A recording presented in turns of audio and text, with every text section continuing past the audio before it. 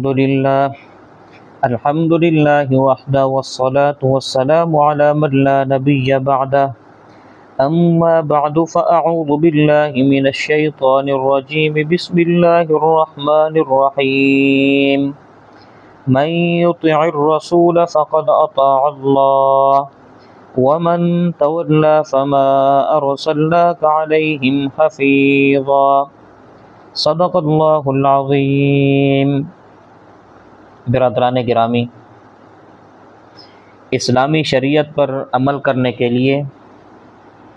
نبی کریم صلی اللہ علیہ وسلم کی لائی ہوئی تعلیمات کے مطابق چلنے کے لیے اور ایک مسلمان کے لیے اپنی پوری اسلامی زندگی اسلامی تقاضوں کے مطابق گزارنے کے لیے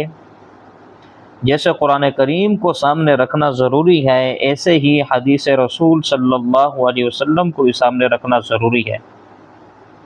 قرآن کریم اگر متن ہے تو حدیث اس کی شرح ہے،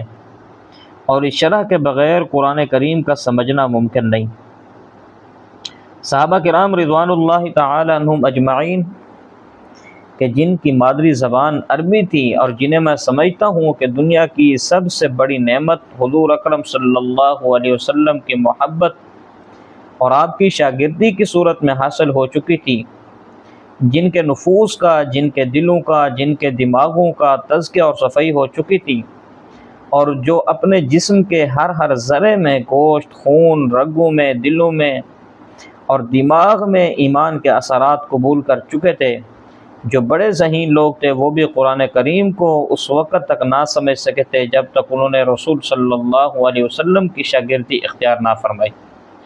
آپ سے سوالات نہ کیے، آپ سے استفادہ نہ کر سکے اس وقت تک جب تک وہ سمجھ نہ سکے۔ تو ہمارے جیسے لوگ کہ جن کی مادری زبان عربی نہیں، جن کے نفوس کا، جن کے دلوں کا تزکیہ نہیں ہوا، جن پر مادیت کی محبت چھائی ہوئی ہے، جن کے اندر ایمان پوری طرح سرایت کیے ہوئے نہیں، جو فتنوں کے دور میں زندگی بسر کر رہے ہیں، جن میں سے اکثر کسی صاحب دل، کسی صاحب درد، کسی صاحب علم کی صحبت میں نہیں ہے، تو ہم تو صحابہ کرام رضوان اللہ تعالی عنہم اجمعین کے مقابلے میں کہیں زیادہ قرآن کو سمجھنے کے لیے حدیث رسول صلی اللہ علیہ وسلم کے محتاج ہیں۔ اور یہ بھی عرض کر دوں کہ خود قرآن نے نبی کریم صلی اللہ علیہ وسلم کی اطاعت، آپ صلی اللہ علیہ وسلم کی محبت، آپ صلی اللہ علیہ وسلم کو مقتدا اور رہنما بنانے پر اور آپ کے اسوہ حسنہ کو اپنانے پر اور نمونہ بنانے پر بڑا زور دیا ہے۔ قرآن کریم میں سورۃ الاحزاب میں اللہ تعالیٰ فرماتے ہیں لَقَدْ كَانَ لَكُمْ فِي رَسُولِ اللَّهِ أُسْوَةٌ حَسَنَةٌ کہ تمہارے لیے اللہ کے رسول سب سے اچھا نمونہ ہے۔ اسی طرح سورۃ الحشر میں فرمایا وَمَا آتَاكُمُ الرَّسُولُ فَخُذُوهُ کہ جو اللہ کا رسول تم کو دے وہ لے لو، اور جس سے روک دے اس سے رک جاؤ۔ اور سورۃ النساء ہی میں فرمایا اللہ تعالیٰ نے مَن يُطِعِ الرَّسُولَ فَقَدْ أَطَاعَ اللَّهَ کہ جس نے رسول کی اطاعت کی اس نے اللہ تعالیٰ کی اطاعت کی۔ تو حدیث کو قرآن سے الگ نہ کیا جائے، اور قرآن کو حدیث سے الگ کیا گیا تو معاذ اللہ جس کا دل چاہے گا وہ قرآن کی تفسیر کر دے گا، جس کا جو دل چاہے گا وہ شریعت میں تحریف کر دے گا۔ قرآن میں تبدیلی کرنا آسان، شریعت کا چہرہ مسخ کرنا آسان ہو جائے گا۔ جس کا دل چاہے وہ نماز کا مفہوم، زکوٰۃ کا مفہوم، روزے کا، حج کا، عمرے کا، جہاد کا مفہوم اپنی مرضی کے مطابق بیان کر دے گا، اور یوں گمراہی کا بہت بڑا دروازہ کھل جائے گا۔ جو آج کی نشست میں اس منکرین حدیث کے چند اعتراضات کے جواب دینا چاہوں گا کہ ان میں سب سے پہلا اعتراض یہ کیا گیا کہ حضور اکرم صلی اللہ علیہ وسلم نے حدیث کے لکھنے سے منع فرما دیا تھا، قرآن کی کتابت کا آپ اہتمام فرمایا کرتے تھے، لیکن احادیث لکھنے کا نہ صرف یہ کہ اہتمام نہیں کیا گیا بلکہ اس کے برعکس اللہ کے نبی صلی اللہ علیہ وسلم نے احادیث کے لکھنے سے منع فرما دیا۔ احادیث لکھی نہیں گئیں اس لیے یہ قابل اعتماد اور لائق استدلال نہیں، ہمارے لیے حجت اور دلیل نہیں۔ اس سلسلے میں منکرین حدیث کی طرف سے صحیح مسلم کی حدیث پیش کی جاتی ہے جسے ابو سعید خدری رضی اللہ تعالیٰ عنہ نے روایت کی ہے۔ وہ روایت یہ ہے کہ ان رسول اللہ صلی اللہ علیہ وسلم قال لا تكتبوا عني ومن كتب عني غير القرآن فليمحو، کہ مجھ سے کچھ نہ لکھو، یعنی میری کوئی بات نہ لکھو، اور جس نے قرآن کے علاوہ کچھ اور لکھا ہے اس کو مٹا دے۔ اللہ کے نبی صلی اللہ علیہ وسلم سے فرمایا کہ مجھ سے کوئی بات نہ لکھو، اور اگر کسی نے مجھ سے قرآن کے علاوہ کچھ اور سن کر لکھا ہے تو وہ اس کو مٹا دے۔ ثابت ہوا کہ اللہ کے نبی نے حدیث کے لکھنے سے منع فرمایا۔ تو پہلی بات یہ کہوں گا اس کے جواب میں، اس اعتراض کے، منکرین حدیث کے اس اعتراض کے جواب میں، کہ عجیب اتفاق دیکھیے کہ منکرین حدیث نے اعتراض کرنے کے لیے خود حدیث پیش کی، گویا اپنے موقف کو ثابت کرنے کے لیے جس چیز پر بھروسہ کیا وہ حدیث ہے، یعنی قرآن سے وہ کوئی ایسی آیت، ایسی دلیل پیش نہیں کر سکتے کہ قرآن نے حدیث کے لکھنے سے منع کیا ہو۔ چاہیے تو یہ تھا کہ جب آپ حدیث کو حجت اور دلیل مانتے تو اپنے دعوے، نظریہ اور موقف پر بطور دلیل حدیث پیش کرتے، تو حجیت حدیث کا انکار کر کے بطور دلیل یہ مسلمہ اصول کے خلاف ہے۔ تو کہا کہ حدیث کو لکھنے سے حضور صلی اللہ علیہ وسلم نے منع فرما دیا تھا، دلیل کیا ہے؟ حدیث۔ تو بھائی حدیث کو تو آپ حجت مانتے نہیں، تو اپنے اس دعوے کے لیے خود حدیث کو پیش کرنا یہ غلط ہے۔ دوسری بات یہ عرض کروں کہ یہ دعویٰ بھی غلط ہے کہ جس چیز کو لکھا نہیں گیا وہ قابل اعتماد نہیں، اور جس چیز کو لکھا نہ جائے اس کی حفاظت ہو بھی نہیں سکتی، یہ بھی غلط ہے۔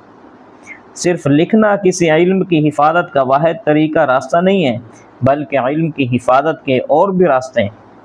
اس علم کی، اس فن کی، ان الفاظ کی حفاظت کے لیے قرآن کو دیکھیں۔ اس میں شک نہیں کہ قرآن کو لکھا بھی گیا، لیکن قرآن کریم کی حفاظت کا مدار صرف کتابت پر نہیں ہے،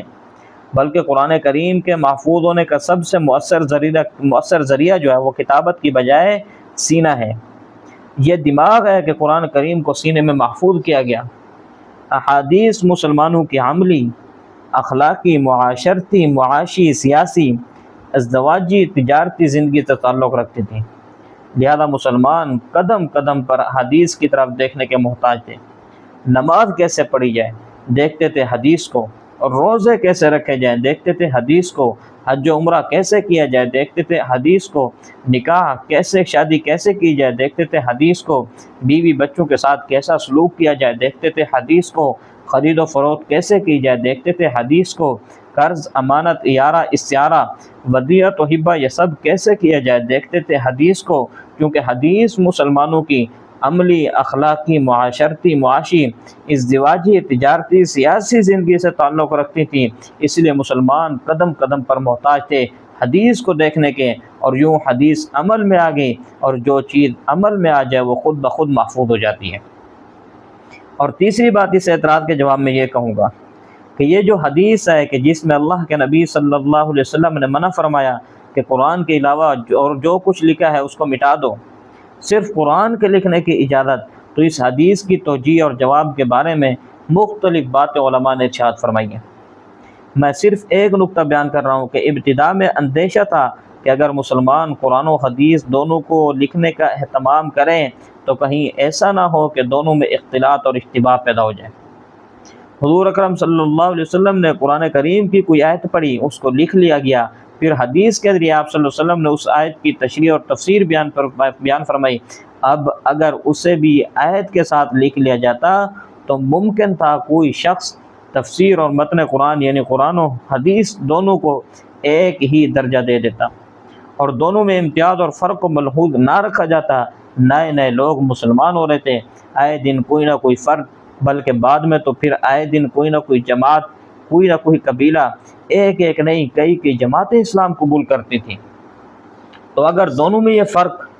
ملحوظ نہ رکھا جاتا تو بعد والے لوگوں کو اشتباہ میں مبتلا ہونے کا خطرہ تھا کہ کہیں وہ دونوں کو ایک ہی نہ سمجھنے لگیں۔ لیکن جب ذہنوں میں بیٹھ گیا کہ قرآن کیا ہے اور حدیث کیا ہے، دونوں میں فرق پہچاننے لگے، تو اب اللہ کے نبی صلی اللہ علیہ وسلم نے بسا اوقات خود حدیثیں لکھنے کا حکم دیا۔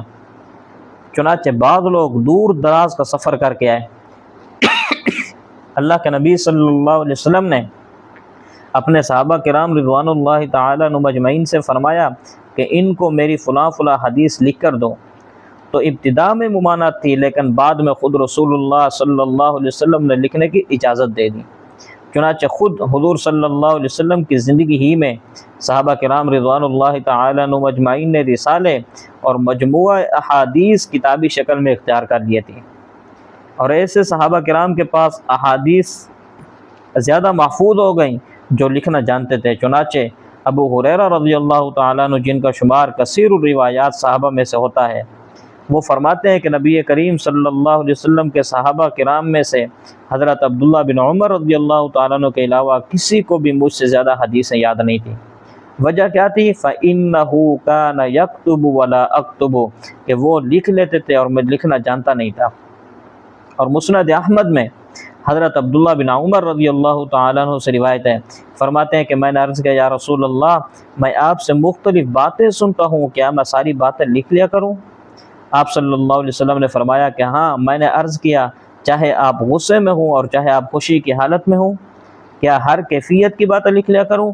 آپ کبھی غصے میں ہوتے ہیں، کبھی خوشی کی حالت میں ہوتے ہیں۔ انسان غصے میں ہو تو اعتدال سے ہٹ جاتا ہے، اور بہت زیادہ خوشی کا غلبہ ہو تو انسان اعتدال سے ہٹ جاتا ہے۔ اس لیے فقہاء نے بھی لکھا ہے کہ غصے کی حالت میں قاضی کو، جج کو فیصلہ نہیں کرنا چاہیے۔ بعض لوگوں کے بارے میں لگتا ہے کہ بڑے میاں گھر سے لڑ کر آئے ہیں، غصے کی حالت میں انسان اعتدال پر نہیں رہتا۔ اس لیے حضرت عبداللہ رضی اللہ تعالیٰ عنہ نے پوچھا، یا رسول اللہ، آپ کبھی غصے کی حالت میں ہوتا ہے اور کبھی خوشی کا غلبہ ہوتا ہے، تو کیا ہر کیفیت کی باتیں لکھ لیا کروں؟ تو آپ صلی اللہ علیہ وسلم نے فرمایا کہ میں اگر غصے میں ہوں تو جب بھی کہتا ہوں حق کہتا ہوں، اور خوشی میں ہوں تب بھی حق کہتا ہوں۔ ایسا نہیں ہو سکتا کہ غصہ یا خوشی کا غلبہ ہو تو راہ اعتدال، راہ حق اور انصاف کے راستے سے ہٹ جاؤں۔ آپ صلی اللہ علیہ وسلم کو غصہ بھی آتا تھا، خوشی کی کیفیت بھی ہوتی تھی، لیکن کسی حالت میں بھی عدل و انصاف کے دامن کو ہاتھ سے چھوٹنے نہیں دیتے تھے۔ تو یہ پہلا اعتراض تھا کہ جس کے بارے میں